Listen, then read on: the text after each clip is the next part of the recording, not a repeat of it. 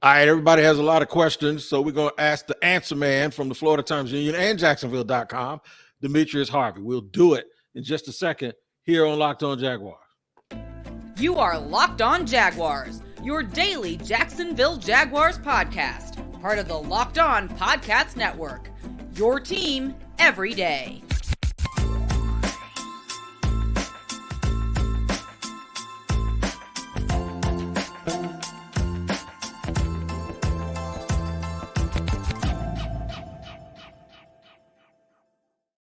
Hey, it's Tony Wiggins, the host of Locked On Jaguars, your daily Jacksonville Jaguars podcast, where it's your team every day. And we once again thank you for making us your first listen, reminding you that we are free on all platforms. Wherever you get your podcasts, you get ours for free. That's right.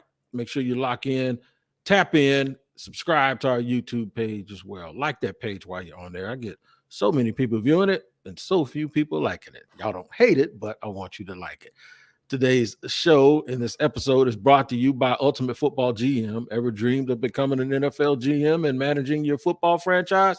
Then this game is definitely for you. To download the game, just visit ultimate-gm.com or look it up on the app stores. Our listeners get a 100% free boost to their franchise when using the promo Locked On. All caps. That's right. Locked On. Man, I'm so glad to be here today. I'm joined by my brother from another mother, Demetrius Harvey. Normally, we might wait to bring a guest on after I give you my spiel, but my brother is prime time, and he's going to help us go through some things today. What's up, Demetrius?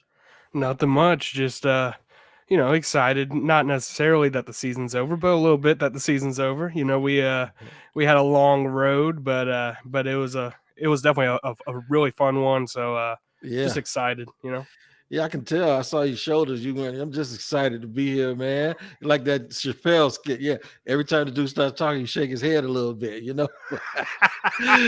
man. But look, a lot of things will come our way. So this is what we're gonna give the people. Different points of view about where the Jags are, like how did they get here, where we're going, and then with these free agents, and you heard Trent and you heard Doug talk, what the future looks like and how they're going to attack this moving forward. Because now I think all Jaguar fans believe, they're going to Super Bowl now for the next 12 years. You know what I'm saying? It's like, wait a minute, hold on. Now, I know I said one of my things here, Demetrius, is that I always wanted them to be competitive. Just get to that point, the same place Andy Reid was when he was in Philadelphia. Just for 10 straight years, man, give us a shot, right? And they went to 5 NFC championship games, went to 1 Super Bowl, didn't win it. But you got to get there before you can get there, if you know what I mean. Yep, you really do. I mean, like, it seems kind of elementary, I guess. It's like, yeah, you want to have sustained success. You want to be able to just at least be in the conversation at the end of the day. I think that's what's been lacking in Jacksonville for so long, is that, by the time November, even late November, early December came, you were talking about draft. I mean, I'm sure your podcast was probably dominated by the draft talk last year by December. Are they going to fire Urban Meyer? Are they going to draft Trayvon Walker, Aiden Hutchinson? I mean, and after a while, that kind of conversation gets boring, old. Everyone's, done talking about the draft. So you just want some sustained success if you're a Jaguar fan, I'm sure. I mean, you want to be able to go into December thinking, oh, are we going to be, top 2 seed or are we going to get the first round bye? And I think that's sort of, the direction the team is headed now. Super Bowl every year. I'm sure everybody would love that, but that's never going to happen. I mean, it just isn't. I will tell you something that has been altered, though. So this coming February, the second week of February, I will be in Jamaica when the Super Bowl is played, right? So I looked at my wife and my kids that planned this trip like 10 months ago, and I'm like, I know y'all used to planning stuff this time of year, but in the future, we can't do that anymore because if the Jags had won and get against Kansas City, I probably should have had my butt on a plane somewhere going to the Super Bowl or Radio Row or doing something, and I'd be in Jamaica chilling on the beach somewhere. So the thing is that I have to adjust. Like now, I'm like, all right, y'all, we can't plan nothing until after the Super Bowl. I just have to. Same here. One adjustment. Last Saturday, my friend actually had his wedding, and I couldn't make it because, the Jags are playing Kansas City. I didn't know that, when he first sent out the invite, like I think it was last summer, I was looking at it. I told my girlfriend, yeah, we're going to go, don't worry about it, whatever. And then by the time the season starts to wrap up, I was looking at the schedule. I'm like, I was like, you know what? I might not make this trip anymore. Or I might not make the Right. wedding. And, it's Right. just, it's so crazy. And now I'm just like, all right, for the month of pretty much all of January and then, most of February, I can't really schedule anything anymore. And Isn't that yeah, something? it's Isn't that something. something though? It's I mean, crazy. just that little thing, and when folks, what we get used to around here, right? So I went to DC about 3 weeks ago because normally this time of year we're out of it, right? So Yep. the story is creating a story about how to cheer people up around here. So they're playing the game of the century, and I'm up in the nation's capital eating crabs. You know what I'm saying? And I'm sitting there like I'm supposed to be home. But once again, that was a vacation. That was my wife's birthday weekend, and she said, "I want to be in DC, with your friends." So the thing is yeah, we're both right. We have to get used to doing things differently around here, and that's a good thing. So the reasons for that is Doug Peterson and Trevor Lawrence. I'm going to get into both of those cats, if you will, no pun intended, both of those Jaguars in just a second here on Locked On Jaguars. First, I want to let you know that today's episode is brought to you by Ultimate Football GM. You've heard me talk about this mobile game app, and I can tell you how much fun it is to play it. Here's what happened to me, man. I was on said plane heading to Washington, D.C. to have a good time with my friends, and I went in airplane mode because I didn't have anything else to do. And I said, let me see what this game is all about that I keep promoting. And boy, the plane landed. And guess what? I did not want to get off. My wife said, you got to put your phone away. You got to get off. You got to go get a rental car because I was having so much fun playing Ultimate Football GM. Landed in Baltimore, the entire ride from Baltimore to Washington, D.C., I was playing Ultimate Football GM.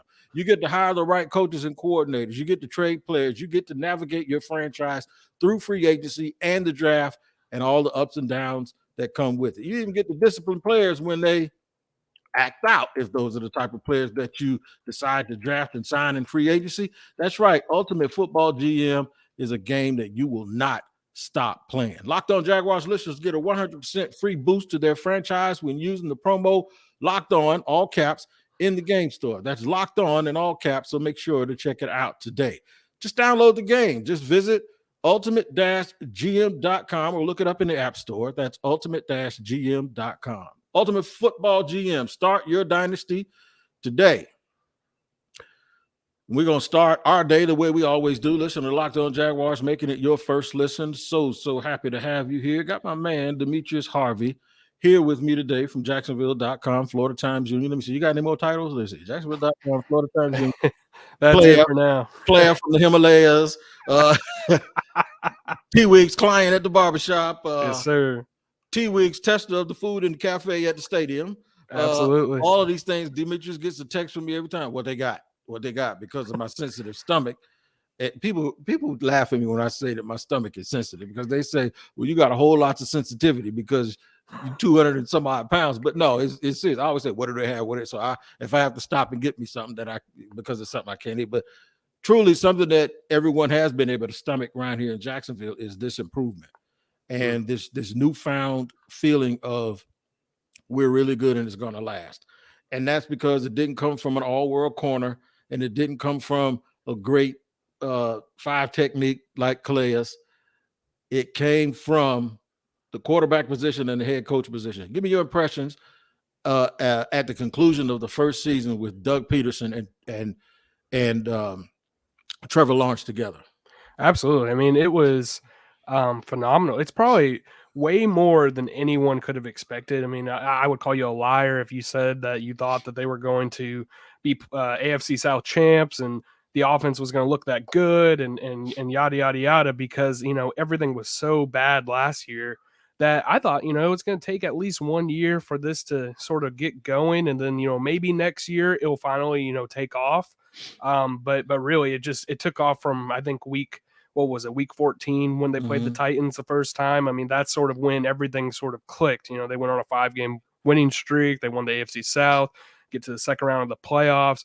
I mean, everything gets an A++ for me in terms of the overall team success. And Doug Peterson, what he did for the team, you could tell every day going in that locker room. The players were happy. You know, the players were looking forward to the next game, even during that 5-game losing skid. It's not like they were pointing fingers or, you know, self-doubting or just sad. I mean, they were angry. They were motivated. You know, they want to win, but they weren't in the state of what maybe even the 2019 locker room looked like, where, you know, I mean, and that season wasn't even that bad to begin with, but each week you could tell that, I mean, they weren't as together. They weren't really gelling. That was the Jalen year. There was a lot of controversies, the Tom Coughlin, none of that this year with the Jaguars. You know, I didn't have to write a single controversial article, I don't think, this season, which is crazy. So, you know, it was just a testament to Doug, and then obviously Trevor coming in and, you know, his second year putting up those numbers. I mean, you know, who would have guessed that he would drop from, you know, I think it was 17 interceptions last year, which led the league to, I believe he had 8 to end the season. I mean, it was just a dramatically improved team. I think, you know, Doug Peterson is at the catalyst of that with Trevor, you know, at his wing. There's a big difference too. I noticed it. I'm not around the building as much as you because of other obligations, but when I am there is a big difference in the way Doug Peterson walks around. I mean, it's a confidence without arrogance or narcissism. Yes.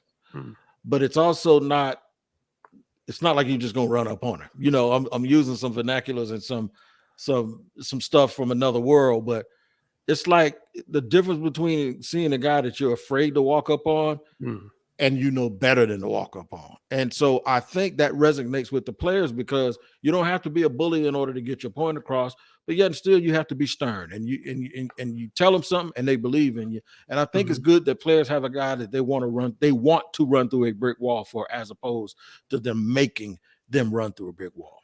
Absolutely. That's a really good point. I mean, you could see last year, people were walking on eggshells, you know, within the building. You know, we weren't in the locker room, but you could just tell by, you know, the presence of Urban and sort of, you know, what people would say, you know, outside of the locker room, you know, even from, you know, staff around the facility and how it was going. It was more like, you know, when Urban walks past, you have a feeling of, you know, from him, why are you here? Whereas when Doug walks past, it's like, hey, you know, you can say hi. It's fine. He'll say hi to you. He'll give you a head nod. He'll give you a head nod. He'll say whatever, you know. Obviously you can't just stop and have a conversation unless you know him really well. But, you know, just that, at least, you know, you feel welcome. And I think that was the biggest thing, is that the players felt welcome, the staff felt welcome, including PR, all those guys. You know, they feel like they are supposed to be there. They're there for a reason. The players didn't feel like they were being, you know, commanded like they were in college anymore. They weren't punished for, you know, whatever. It was just a lot more smooth. I mean, it was just a well-run, you know, functioning staff and season. It felt like last year when guys were coming up to the podium. And you knew it wasn't true, but you know, guys have to put their best. It's almost like the warden says, look, you're going out there to talk, but you better not say nothing, because if you do, when you get back, you're going to solitary. That's and I'm not saying that anyone told guys last year to lie, but you can tell guys were like putting their face. They were like, basically, it's a need to know basis almost. Oh, they were lying. Yeah, okay. They were lying. I mean, like, there's so many dudes that told the truth not when he left. They were like, man, it was like Shawshank around here. No, yeah. They were definitely lying. You know, during training camp, even when they were doing the winner loser days. I remember who was it? Rayshawn Jenkins, I believe it was. He got up there. We're like, you know, how's winner loser days? He's like, oh, I love it. None of them love that. I mean, how would you feel? You know, you're going to work, you're doing something, you know, you might be competing with somebody, and then all of a sudden your boss just yells randomly, winner, whatever, loser, whatever. It's like, you didn't even watch the tape. Like, you don't know who's winning or losing or what's going on. Like, it was just not good. It wasn't good. They were lying. All right. So we went down memory lane for a few minutes just to set up just how bad it was. So now we can talk about exactly how good it is. on the Mondays when I go down and I'm able to talk to the guys, you could really see, and I'm talking about, I don't go in the locker room. You can really see at the podium, the smiles are real. They're not fake. Even during the losing streak, guys were talking about staying together. It's almost as if they were an extension of the coach. It's like, I even heard people say phrases that I heard Doug say before. So that means that whatever he was telling them, they really bought into it and it resonated. Absolutely. It all stuck, the one game at a time mentality, all the buzzwords that they were given were real. They actually felt that, we have to, learn how to win. That was a lot of the conversation during the first, 7 weeks of the season when they were on that, 5-game losing streak. They had to figure out on offense, how they were supposed to gel, the chemistry, all that good stuff. It was very transparent, honestly. Throughout the entire year of how they were actually feeling. And it really did resonate from what Doug said. Doug would tell them in the locker room or in the team meetings, hey, we're gonna go on this run, and then by week 18, it's gonna come down to us and the Titans for the division title. And he told them that. I believe they talk about the crystal ball. I believe it was after the first Titans game or maybe before it. But either way, he had a vision, he had a plan, and he stuck to it. And I think that's the most important part, was that Doug was very consistent in what he said. What he said in training camp held true through the regular season, which held true through the last couple games in the postseason. So, I think that's really what got all the players to buy in, and you see the success that they had. We're going to talk about some individual players and talk about Doug and Trent's comments, Trent Baalke and Doug Peterson, that gives you hope that they'll be able to bring many of these guys who are free agents. They'll be able to bring them back. We'll do that in just a second here on Locked On Jaguars. I have to let you know that today's sponsor is someone that I am super, super excited about, and that is FanDuel. The NFL playoffs are here. They're down to 4 teams, and there's nothing like FanDuel, where our new sports betting partner of Locked On, they are the number 1 sports book in America. And if you're new to FanDuel, that's even better. They have so many great features that make betting on sports fun and easy. New customers, join today and get started with $150 in free bets. That's right, guaranteed. When you place your first $5 bet, just sign up at FanDuel.com/lockedon. FanDuel has all your favorite bets, from the money line to the point spreads to player props. Plus, you can even combine your bets for a chance at a bigger payout with same game parlay. So football fans, don't miss out. Place your first $5 bet, $150 in free bets, win or lose, at FanDuel.com/lockedon. Now, I love FanDuel. I have been rocking with FanDuel for almost 10 years. And it is the absolute truth, and you can enjoy it too. Make every moment more with FanDuel, the official sports book partner of the NFL. All right, man, we're going to roll along here with Demetrius Harvey. Demetrius, there's a lot of talk about, okay, who can they keep? And we tell people every year that the salary cap isn't real, and if you don't believe it, look at Washington and look at New Orleans. We tell them every year the cap is not real, but yet and still, folks get up in arms. They do this about the salary cap, and they also do this about, I ain't going to say they, all of us. They do it about the cap. They also do it about when it comes to re-signing veterans. And they look at these contracts that says 4 years for $1 billion, and they go, we can't do that. And we're like, yeah, but 950 million of it is not even, it's not guaranteed. So folks ignore the guaranteed money, and they also ignore the fact that the cap ain't real. Well, Trent Baalke basically said yesterday, cap ain't your problem. Cash. It's about cash, not cap. We can find cap space. And that's what I have been telling people forever. The one I'm stuck on is Juwaan Taylor, because there's just this feeling that, let him go. So you're going to let go of 25, 26-year-old right tackle with all of these starts, right? Who, in my opinion, was your best offensive lineman this year. You're going to let him go while Walker Little, who hasn't proven to be a starter for a long time, and he had his warts the other day against Frank Clark. That is for a team that's going to win, Walker Little is the perfect swing tackle. We are so used to just filling boxes. We don't understand that if you let Juwaan Taylor walk, put anybody, whether it's Cam or Walker at right tackle. One, the position has gotten worse because he is the best right tackle on the team. Two, when you go out and pay $4.5 million for a free agent to come in and be your swing tackle, because that's the only alternative you have other than using a second or a third round pick to draft one, and you don't know, right? And you're right back in the same situation. Trevor Lawrence being protected, like Doug said, is the number one priority. In both of the scenarios I gave you, if you let Walker bounce, whether you sign a veteran or not, you're paying more money to that veteran that you're probably paying Walker Little on a rookie deal as a second-round pick. Two, if you draft a guy, you're probably not as good as you are now. Yeah. Why would you get worse at the most critical position on the team when you have a franchise quarterback? I completely agree.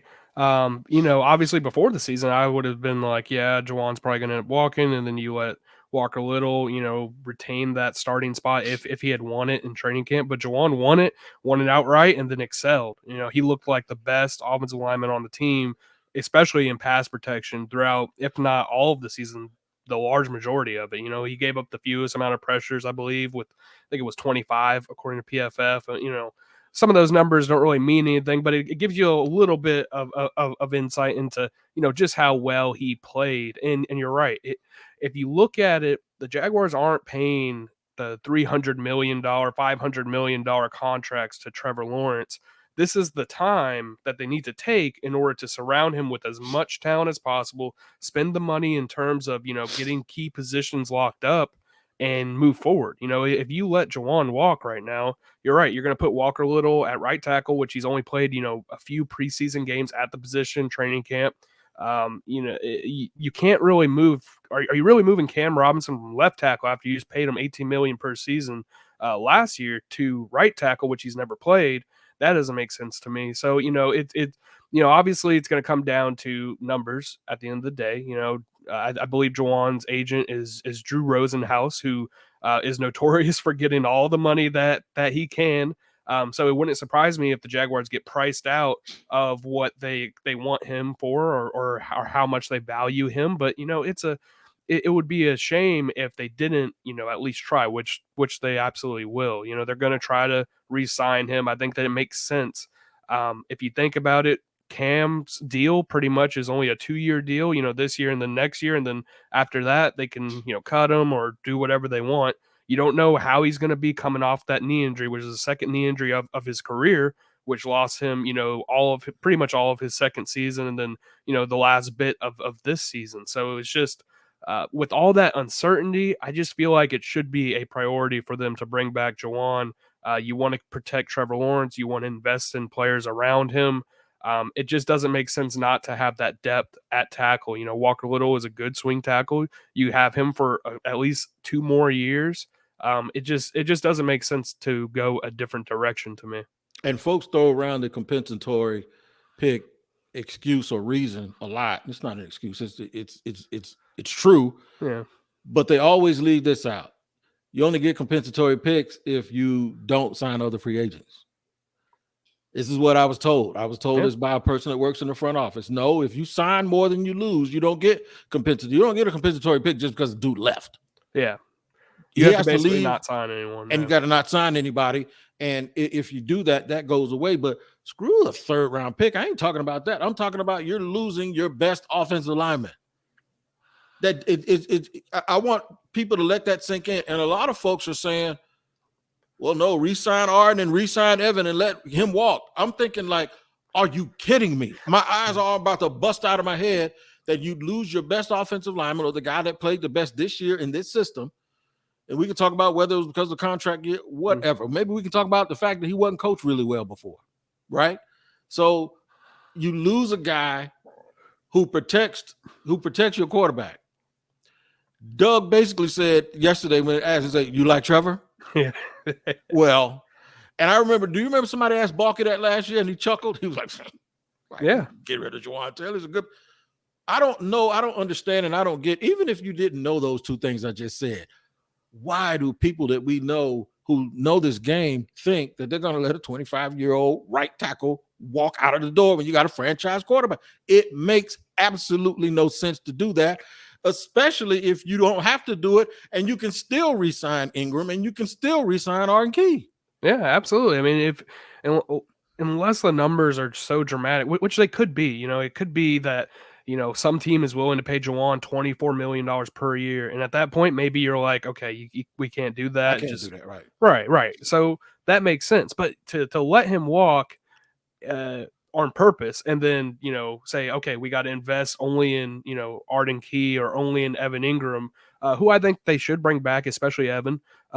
It just doesn't make sense. I just really feel like the way that they have the contract set up with Cam Robinson, the way that they have a couple more years with Walker still, just makes sense to invest heavily into that, 25-year-old, 26-year-old right tackle.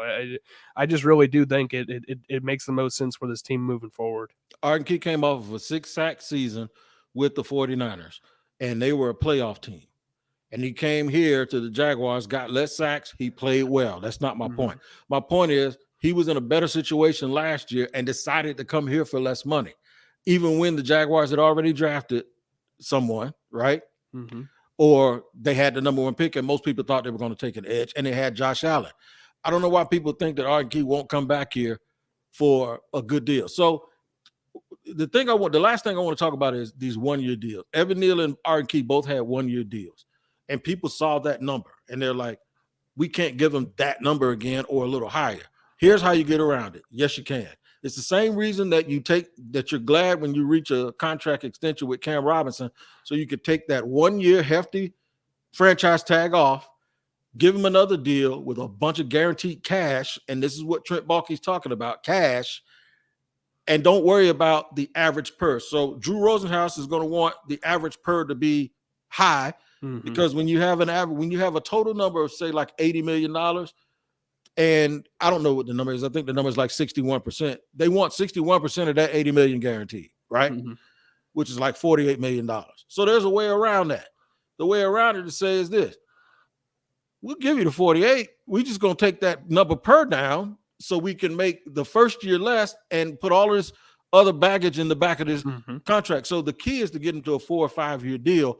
The key is to get Evan Neal to a 3 or 4 year deal. The key is to get Arden Key to a 2 or 3 year deal so you can front load it with cash and have the per year down and the cap number lower, correct? Absolutely. Yeah. You just give them a big signing bonus, like, $20 million over 4 years, whatever. And then that prorates $5 million per year. You add the average years or the average salary in there, and then you get the cap number. I mean, it just lowers the cap the first year, which is what you want. I mean, that's what they need. They're going to be around, I think it is $24 million over the cap before they make any moves, cutting maybe Shaq Griffin, things like that. And he takes care of more than half of that by himself. Yeah. He'll take care of most of that. You got to figure out maybe Roy Robertson Harris, things of that nature. But it's not like Evan Ingram. I think they paid him $9 million for 1 year this year. He's gonna maybe command $13 million per year just based on Jonnu Smith, what the Patriots for some reason signed him to. And so, his contract might look big, but then once you see the cap figure, it's not going to be that much this season. I think that's how they got to work it, until Trevor gets that massive contract, and then you have a whole new solution. But you and I agree that all of those guys we mentioned will be back.